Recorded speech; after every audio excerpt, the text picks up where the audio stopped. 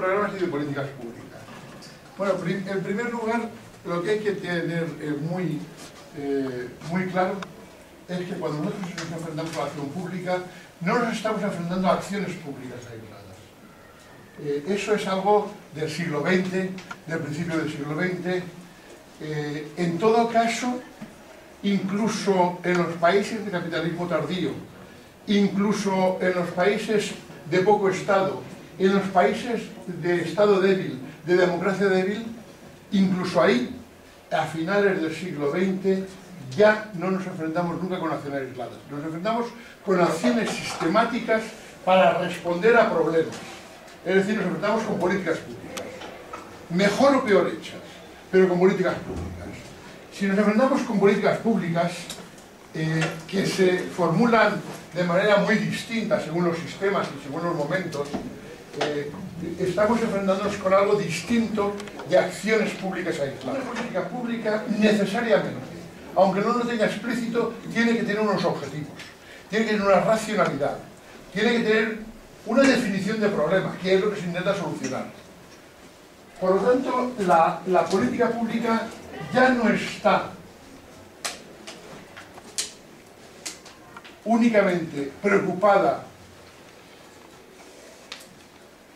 de la garantía del Estado de Derecho, sino de resolución de problemas. Y va mucho más allá del control de si ha cumplido o no los objetivos. Por eso la evaluación se distingue de dos cosas, y quiero decirlo ahora y muy claro.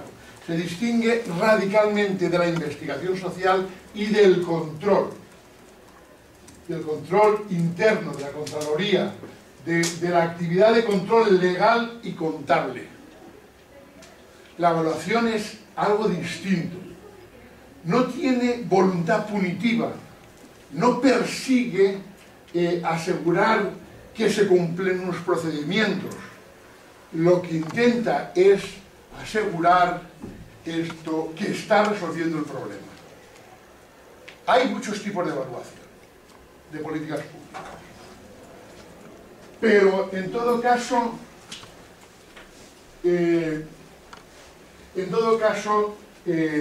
están las evaluaciones ex ante, o sea, las evaluaciones que se hacen antes de que la política pública, ex ante, de que la política pública se implante, ex post, las que se hacen a posteriori, las hay y las que se hacen durante.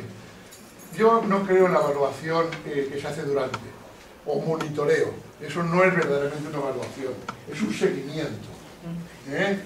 Es un seguimiento, no es una evaluación. Y lo que persigue la evaluación es ver qué es lo que se ha hecho, qué es lo que se ha hecho bien y qué es un pensamiento más cibernético, que entonces es binario, es decir, qué es lo que no se ha hecho bien, para que eso sirva de feedback y realimente la formulación de la nueva política pública. Pero no en el sentido, usted no ha hecho bien esto para que lo utilice la oposición, no, sino qué es lo que se puede hacer para mejorar. Bien, el problema es que la índole peculiar de la acción pública hace que la evaluación sea complicada. Sea complicada porque, primero, todas las políticas públicas están guiadas por un modelo de justicia, un modelo de distribución, un modelo de equidad. Y ese modelo de justicia o de equidad es un modelo no de mercado, porque para eso está el mercado. El modelo de justicia de una política pública podrá ser distributivo, redistributivo o compensatorio. Es decir, podrá dirigirse a dar más a los que tienen menos, dar café para todos, o focalizar en una parte de la población. Esto otro es la orientación social de las políticas públicas, por propia definición, y finalmente el último elemento es la participación. Las políticas públicas tienen de forma creciente, y la evaluación también de las políticas públicas, un elemento que las diferencia de lo que ocurría hasta ahora en el mundo empresarial, que es la participación. En nuestro caso, la participación ciudadana. Ahora no, porque los nuevos modelos de gestión nos llevan no solo a la participación ciudadana, sino de los propios empleados. Pero es el modelo de gestión también de la empresa. Son los modelos de la gestión de la calidad. Los individuos que participan miembros de la organización participan en la evaluación, pero también de manera decisiva los ciudadanos y también los usuarios. Y la evaluación de programas y políticas públicas tienen esta característica, que es que los conceptos económicos no nos sirven. Los conceptos mercantiles de la economía clásica hay que transformarlos para hacerlos relevantes para la evaluación de políticas públicas. Traigo dos conceptos nada más aquí, que es la eficacia y la economía de medios o eficiencia. La eficacia en el ámbito público no se mide simplemente por la adecuación de los objetivos a los recursos. Se mide por la adecuación de los objetivos a los recursos, pero dentro del modelo de equidad, el que sea, que tiene la política pública, que es una variable independiente, mientras que variables dependientes serían los objetivos y los recursos que veríamos si se cumplen o no se cumplen. Las evaluaciones de eficacia se hacían alguna aproximación a través del control también. Oiga, ¿cumple usted como está programado? Hasta ahí. Habría que meter oportunidad para hacer la evaluación de eficacia, que no está aquí. La eficiencia es ser eficaz, pero con economía de medios. Es función de la eficacia con la economía de medios. Luego, sustituyendo la fórmula, la eficiencia sería una función del modelo de equidad, objetivos y recursos y economía de medios. Nada que ver con la eficiencia de que, claro, el mejor hospital es el que está vacío de enfermos, el más eficiente. Para hacer una evaluación de la eficiencia del hospital, claro, si está vacío, pues oye, qué barato, ¿no? No, esto es un criterio distinto. ¿Por qué? Porque hemos introducido el modelo de equidad, la sensibilidad política. La evaluación no es investigación social, es investigación. Hay una ingrediente de investigación social, pero hay un juicio. El evaluador tiene que comprometerse, tiene que hacer un juicio y hacer una recomendación. Y en eso diferencia la evaluación de la investigación social, radicalmente. Hay dificultades en la evaluación por deficiencias en la definición de la política, porque las políticas no están bien definidas, porque no tenemos, nuestros funcionarios no están, y nuestros legisladores no tienen conciencia de que las políticas públicas son una acción sistemática y que tienen que hacerla así. Es más, decíamos aquello de la Gaceta, es que ¿cuántos estudios previos se hacen antes de legislar? Muy pocos. El Ejecutivo que envía la proposición no los hace, o los hace interesadamente. Y el Legislativo hace un estudio. Tiene la Cámara Legislativa de Baja California un grupo, un gabinete de estudios para preparar la legislación. Es un área jurídica. No, jurídica, pero eso no es de estudios.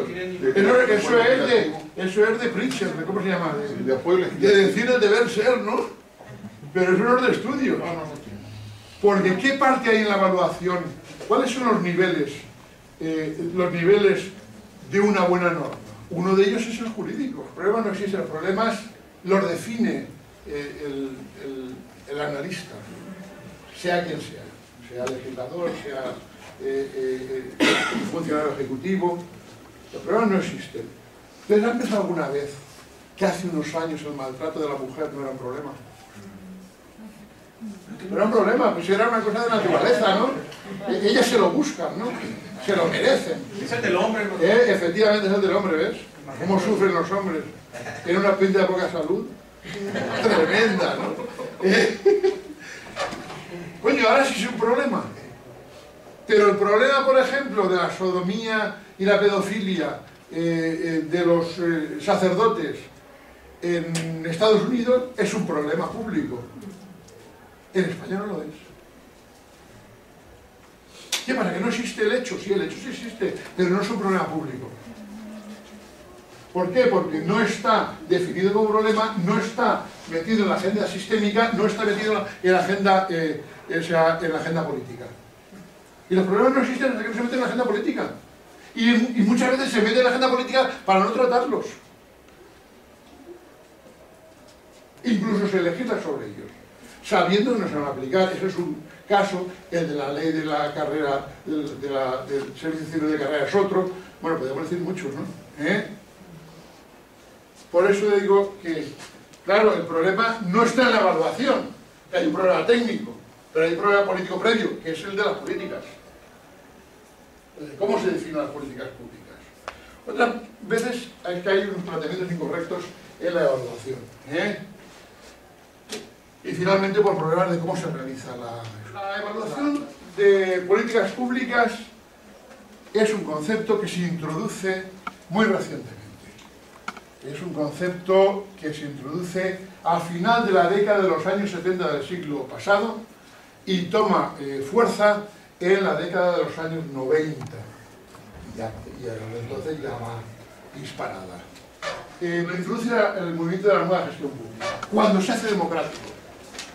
Y se introduce la evaluación vinculado a la responsabilidad democrática, es decir, a la relación entre Estado, a un nuevo tipo de relación entre Estado, sociedad y mercado.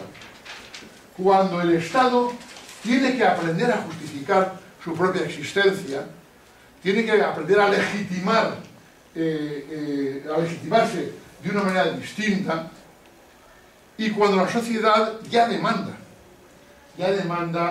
resultados. La evaluación defiende una filosofía de gestión responsable. Responsable en ese sentido más anglosajón, que une, aunque después le voy a hablar de ellos, une los tres conceptos.